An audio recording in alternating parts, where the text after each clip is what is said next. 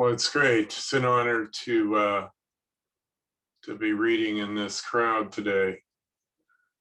Just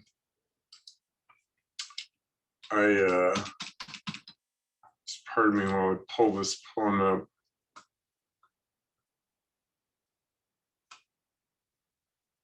So I wanted to write something that was sort of on topic. It's not really, but I've written a couple of poems about cicadas. As you may or may not know, right now is kind of is the hatching time for this brood this year. So back in 1996, when I first hooked up with my now wife, Nancy, brood 2, I believe it was just hatching after 17 years in the ground.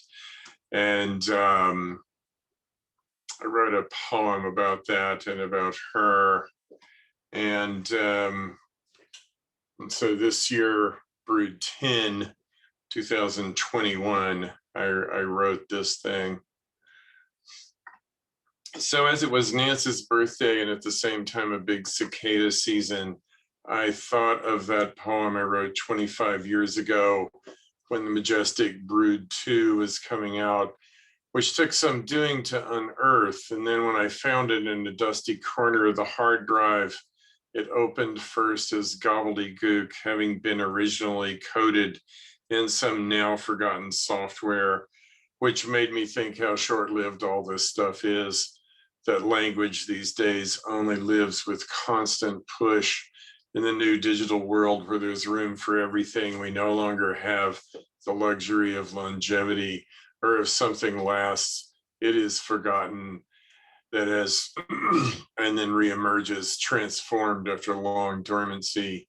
The memory of the occasion is coming back to me now. Nance and I had only just hooked up and we weren't living together.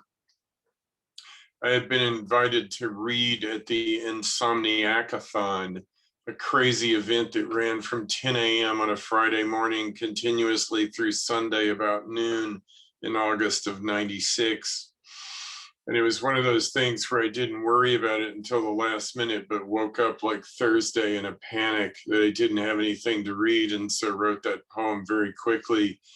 I showed it to Nance the next day and she was like, that's how it happened, so what? Funny how the fact that it was basically factual blinded her to the wordplay that when I read it now seems the most prominent feature, especially the synesthesia, which is what I was thinking about this morning at 3:30 when I woke up and lying there in half sleep thinking about the poem and about cicadas in general. I had this vision of catching one of their songs in my hand and then sort of balling it up and putting it in a bag, thinking that later I could take it out and throw at someone, like if I were mad at them or needed to get revenge for something they or anyone had done to me.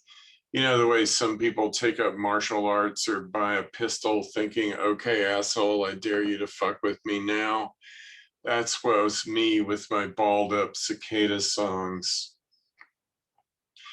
Dreams come true, I've found. Like back then, Nance had this dream that I had gone completely Greek and changed my name to Lavendopoulos. And I really did get into the Greeks after Nance had that dream.